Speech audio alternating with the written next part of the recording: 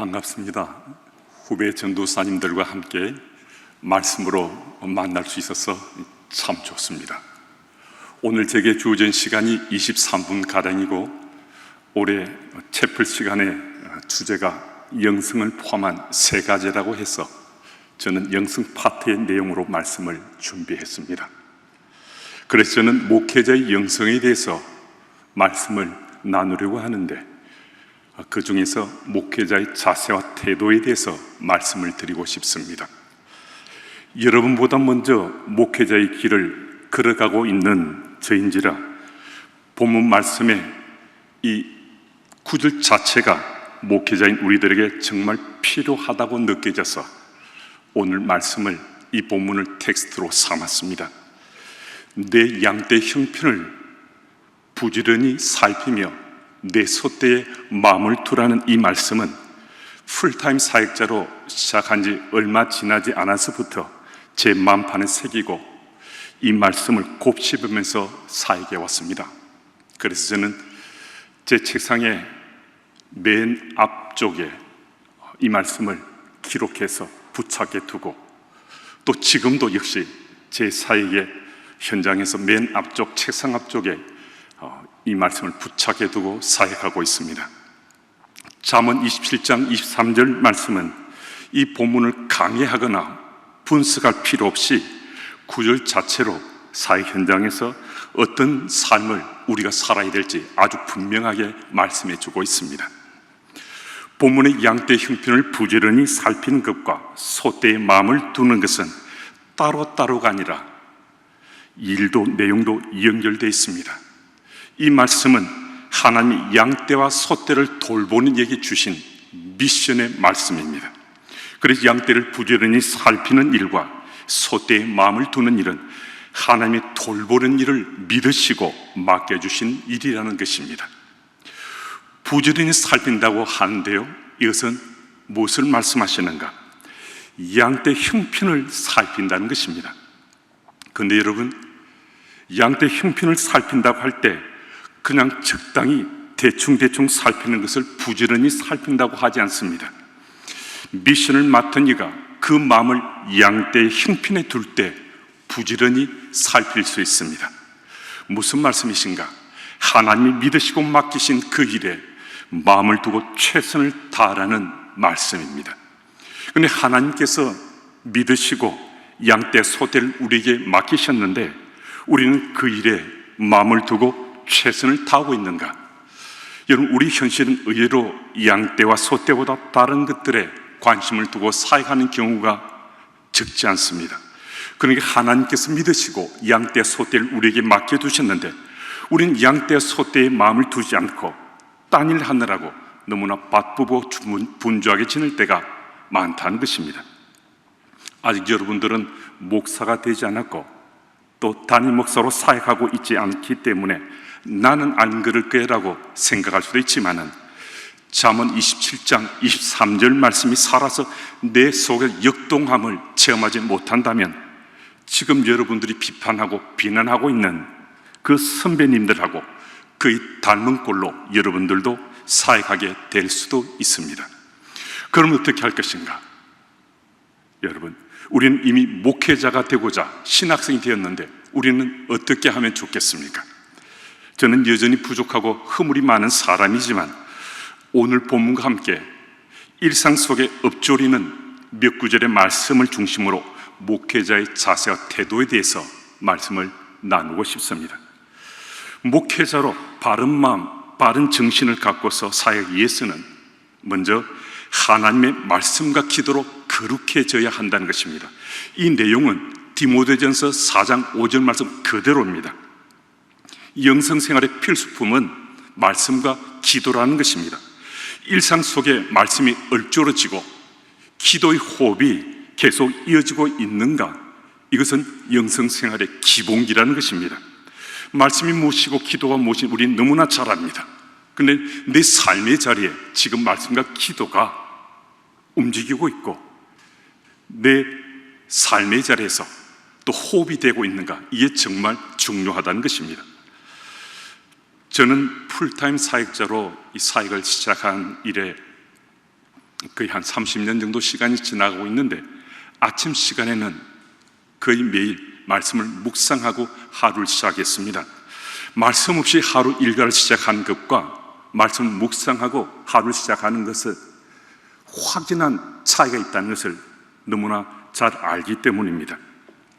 그래서 저희 교회는 저를 비롯한 풀타임 사역자는 말할 것도 없고 교육 담당 전도사님들도 특별한 일이 생기지 않는다면 매일 오전 9시 이전에 단톡방에 묵상 말씀을 올려서 나누고 하루 일과를 시작합니다. 이 나눔은 하나님의 말씀을 대신들 하면서 자신을 거룩하게 하고자 할 때 이보다 더 좋은 도구는 없다고 생각할 정도로 그 영향력은 상당합니다. 그리고 저는 풀타임 사역자로 사역을 시작한 이래 출타하거나 몸이 아픈 경우를 제하고는 새벽 제단을 쌓아왔습니다. 저는 목사로 살고 있으니까 당연히 새벽을 깨우는 것은 지극히 당연한 거죠. 또 필요한 거고요. 그런데 새벽을 깨우며 기도하는 것은 자신을 거룩하게 하는데 굉장한 도움이 됩니다. 새벽을 깨우는 것이 영생 생활을 할 때 정말 유익한 까닭은 하나님 임재 체험을 민감하게 느낄 수 있는 현장이기 때문입니다. 저는 새벽을 깨우면서 하나님의 손길의 역사를 수없이 많이 체험했습니다. 제가 주님의 교회에 부임한 지 약 한 달쯤 후에 저희 교회에서 신년 특별 새벽 기도회가 열렸습니다. 평소에 저는 새벽 기도회 시작하기 한 30-40분 전에 먼저 가서 기도를 시작합니다. 저희 교회는 새벽 기도 시간이 오전 5시 30분이어서 평상시에 저는 한 4시 50분쯤 되면 정신학교 강당에서 기도하고 있었습니다. 그런데 부임 한 달쯤 후에 특세가 있어서 특세에서 그날은 첫째 날 좀 더 이른 시간이 오전 4시 30분에 제가 정신학교 강당 그 예배당에 들어갔습니다. 아무도 와 있지 않고 제가 첫 번째였습니다. 회중석 맨 앞쪽에 앉아서 강당 맨 앞쪽에 큰 십자가를 바라보고 기도를 시작했는데 그 순간 성령 하나님 임재가 제 머리 정수리부터 발끝까지 수차례 반복해서 휘감아 돌았습니다. 성령 하나님 은혜가 너무나 놀랍고 가슴 벅차게 부딪혀와서 견딜 수 없을 정도로 계속해서 반복해서 성령 하나님 손길이 제 머리 정수리 발까지 돌고 또 돌았습니다. 그래서 그 순간 제가 제 입술로 이렇게 고백했습니다. 주님, 제가 주님의 교회에서 사역하는 10년 동안 언제나 이 시간에 이 자리에서 기도하고 있겠습니다.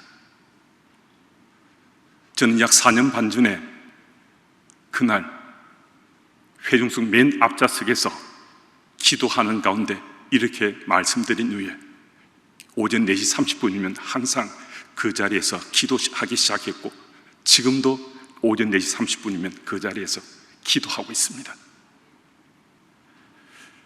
그날 이후에 하나님께서 제게 주신 은혜는 기도할 때마다 특별했습니다.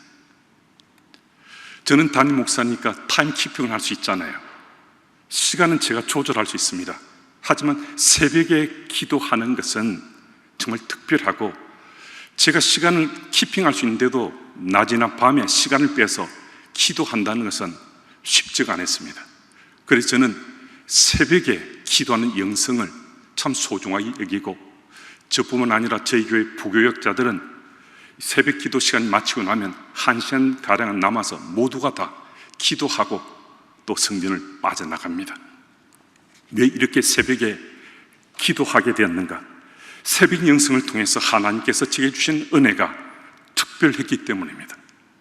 제가 주의 일꾼으로 잘 준비하도록 은혜를 베푸시고 계시다는 거죠. 여러분, 나중에 목사가 되면, 담임이 되면 매일 말씀을 묵상하고 새벽을 깨우리라, 그런 생각할 수도 있습니다. 그런데 오늘 시작하지 않으면 신학생 때 목회자의 영성을 말씀과 기도로 준비하지 않으면 평생 준비하지 못한다는 사실도 우리 꼭 기억해야 됩니다. 그리고 오늘 말씀을 통해서 하나님이 내 안에서 행하심을 믿고 살아야 됩니다. 빌립보서 2장 13절 말씀입니다. 너희 안에서 행하시는 이는 하나님이시니 자기의 기쁘신 뜻을 위하여 너희에게 소원을 두고 행하게 하시는, 일상 속에서 하나님이 나와 함께하고 계시는 이 사실을 의식하고 사는 것은 정말 중요합니다. 하나님이 행하신다는 이 사실을 내가 믿을 수 있는 거거든요. 하나님 내 속에 있는데, 계신데 그 하나님께서 내 속에 행하신다는 걸 믿고서 나의 일상의 삶이 아침, 점심, 저녁이 하나님 앞에 드려질 수 있다는 겁니다. 작년 6월 둘째 수요일 설교 시간에 저희 교회 목사님이 우리 교회에 대한 이런 이야기를 설교하시면서 예를 드신 적이 있습니다. 목사님이 그 성도님과 식사자를 함께 했는데 그 성도님이 자신이 근래에 겪었던 일이라며 이런 이야기를 해 주셨다는 겁니다. 그 성도님이 주일날 일부 예배 시간에 좀 빨리 왔는데 본당 2층 상층부에서 기도를 시작했는데 얼마 지나지 않아서 주님께서 그 성도님께 이렇게 말씀하시는 느낌이었다는 겁니다. 이제까지 너는 너 이야기하고 너를 위해서만 살아왔는데 이제부터 앞으로 너 내 이야기, 하나님 이야기하고 살 수 없겠니? 하나님이 그 음성 듣고 정말 그 성도님은 결단했다는 겁니다. 이제는 자기 이야기하지 않고 하나님 이야기하면서 남은 평생 살겠다고 결심했다는 겁니다. 그날 밤 우리 목사님을 통해서 그 말씀을 듣는데 하나님께서 제게 이렇게 말씀하고 계시는 겁니다. 너는 목회자로 30년 이상을 살아왔는데도 아직도 너 이야기를 하기를 즐기고 있니? 이제부터는 너 이야기 말고 내 얘기, 하나님 얘기만 하고 살아야 되지 않겠니? 주께서 제게 그렇게 말씀하시는 것 같았습니다. 그날 그 목사님 말씀을 듣는 중에 빌립보서 2장 13절 말씀대로 하나님이 저 같은 사람에게도 소원을 두시면서 하나님 일을 행하기를 원하신다는 그 말씀이 믿어지니까 감격스러워서 견딜 수 없었습니다. 그래서 그날 밤 저는 눈물이 절제가 안 돼서 어깨를 들썩이면서 많이 울었습니다. 여러분, 하나님이 내 안에서 행하신다는 이 사실을 믿고 사는 것은요, 믿는 자로 살아가는, 사역자로 살아가는 우리 삶에 오늘은 말할 것 없고 내일도 정말 달라질 수 있습니다. 하나님의 파워풀한 능력이 우리 속에 역사하기 때문에 하나님이 말씀하시고 하나님이 깨닫게 해주신 대로 우리 살아갈 수 있습니다. 그래서 일상 속에 정말 하나님이 내 안에서 행하시도록 내가 하나님 행하심에 반응만 살아가는 은혜 복이 우리 있으면 참 좋겠습니다. 그리고 자신을 시험하고 자신을 확정하며 살아야 됩니다. 고린도서 13장 5절 말씀인데요, 이 구절은 우리 같이 한번 읽어볼까요? 우리 같이 읽습니다. 너희는 믿음 안에 있는가? 너희 자신을 시험하고 너희 자신을 확증하라. 예수 그리스도께서 너희 안에 계신 줄을 너희가 스스로 알지 못하느냐? 그렇지 않으면 너희는 버림받은 자니라. 아멘. 우린 평생을 목회자로 살 사람들입니다. 목회자로 살아온 우리들이 지금 내가 믿음 안에 있는가? 자기 자신을 시험하고 확증하지 않는다면 그럼 어떻게 하면 좋겠습니까? 자기 자신이 믿음 안에 있는지 자신의 시험을 확증하지 않으면요, 예수께서 우리 속에 계시다는 이 사실을 전혀 느끼지 못할 수 있습니다. 믿음 안에 있는 자신을 시험하고 확증하게 되면 예수께서 내 속에 계시다는 것을 느끼면서 우린 사역할 수 있습니다. 여러분, 지금 믿음 안에 내가 있다는 것을 시험하고 확증하시면서 사십니까? 만약 지금까지 그렇지 못했다면 오늘 이 채플 시간은 내게 찬스일 수 있습니다. 내게 기회가 될 수 있습니다. 내가 눈을 뜰 수 있는 기회의 날이 될 수 있습니다. 사도행전 9장 17, 18절 말씀을 제가 읽습니다. 아나니아가 떠나 그 집에 들어가서 그에게 안수하여 이르되 형제 사울아 주곧 네가 오는 길에 나타나시던 예수께서 나를 보내어 너로 다시 보게 하시고 성령으로 충만하게 하신다니 즉시 사울의 눈에서 비늘 같은 것이 벗어져 다시 보게 된지라 일어나 세례를 받고 사울이 예수 믿는 자를 결박해서 예루살렘을 끌고 오려고 다메섹으로 내려갔습니다. 다메섹에 그의 도착했을 무렵에 하늘에서 빛이 비치고 소리가 났습니다.